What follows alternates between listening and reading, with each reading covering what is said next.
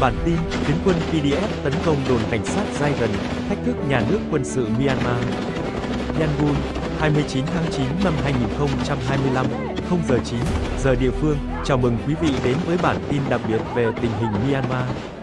Ngày 17 tháng 9 năm 2025, lực lượng phòng vệ nhân dân, PDF, nhóm phiến quân nổi dậy chống lại nhà nước quân sự Myanmar đã thực hiện một cuộc tấn công táo tợn vào đồn cảnh sát Saigon, huyện Kanbalu, vùng Sagaing, với sự hậu thuẫn mạnh mẽ từ Trung Quốc cho chính quyền quân sự. Santer, PDF chỉ là lực lượng dân quân tự phát, nhưng hành động này cho thấy sự liều lĩnh của họ trong việc thách thức trật tự. Hãy cùng phân tích diễn biến cuộc tấn công. 0 giờ 30 đến 2 giờ, vào 3 giờ chiều ngày 17 tháng 9, khoảng 20 đến 30 phiến quân PDF thuộc Tổ chức Phòng vệ Nhân dân vùng Sagaing, SPDO, dưới sự chỉ huy của lệnh quận Kanbalu, bất ngờ đột kích đồn cảnh sát Saigon, một cứ điểm quan trọng của nhà nước quân sự ở vùng nông thôn Sagaing. Sử dụng vũ khí tự chế và chiến thuật du kích, nhóm này bao vây và tấn công trong 30 phút, áp đảo lực lượng phòng thủ. Video lan truyền trên mạng xã hội cho thấy các phiến quân bắn tỉa từ các vị trí cao, nhanh chóng chiếm đồn. Kết quả, 6 binh sĩ nhà nước thiệt mạng, bao gồm 2 cảnh sát, PDF cướp 12 khẩu súng, 9 súng trường G3, 1 giờ 4, 1 Mega Ampere 15, 1 súng ngắn, và bắt 11 người, trong đó có 3 tù nhân được họ gọi là tù nhân chính trị, cùng 2 trung sĩ, 2 binh sĩ, và một số dân thường, bao gồm vợ con binh sĩ. Đồn bị đốt phá một phần, cản trở nỗ lực tái kiểm soát của nhà nước. Phản ứng và hậu quả. 2 giờ đến 3 giờ 30, nhà nước quân sự lập tức điều động lực lượng tăng viện từ trạm đường Saigon và căn cứ Westow, nhưng không thể phản công ngay.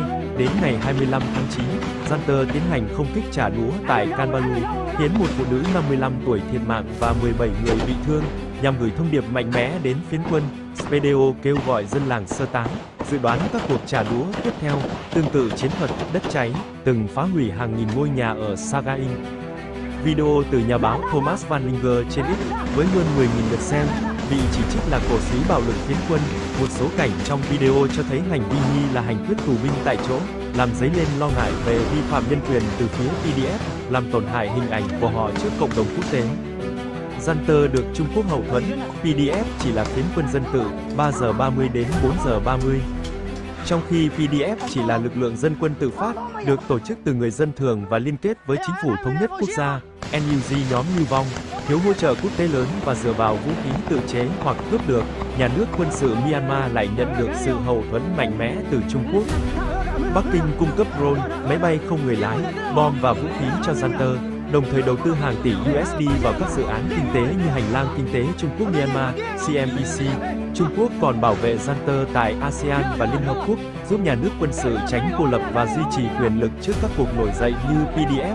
Sự chênh lệch này đặt PDF vào thế yếu, dù họ kiểm soát một phần lớn vùng nông thôn Sagaing. Kết luận, 4 giờ 30 đến 5 giờ, cuộc tấn công Saigon của phiến quân PDF là hành động thách thức táo bạo đối với nhà nước quân sự Myanmar, nhưng cũng làm leo thang xung đột, đẩy dân thường vào nguy cơ trả đũa.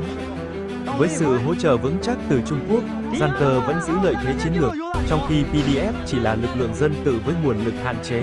Liệu hành động liều lĩnh này có thể thay đổi cục diện, hay chỉ kéo dài vòng xoáy bạo lực? Cảm ơn quý vị đã theo dõi. Hãy tiếp tục cập nhật tình hình Myanmar trong các bản tin tiếp theo.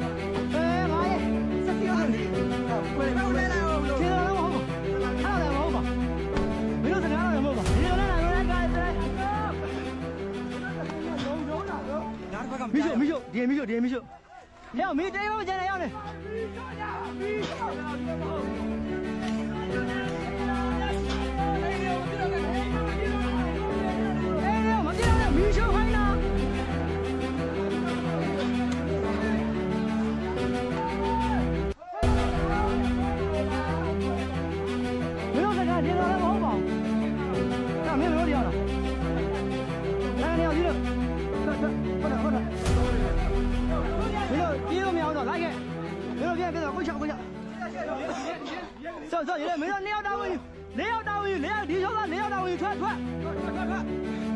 你要打我一ထွက်，你要你妈也不穿的。我先把撸出来，我看不见我的线，我这撸来着。走，撸上河，哪怕在撸上河，撸上河，到撸上河。啊？几不几？啊？几不几？ဒီကောင်ဟောတမ်းပြစင်းနဲ့ပြင်လို့ဒီကောင်ရောဟုတ်လားဒီကောင်ဟောတမ်းပြစင်းဆိုတမ်းပြစင်းလာလာကိုင်းတာဟေး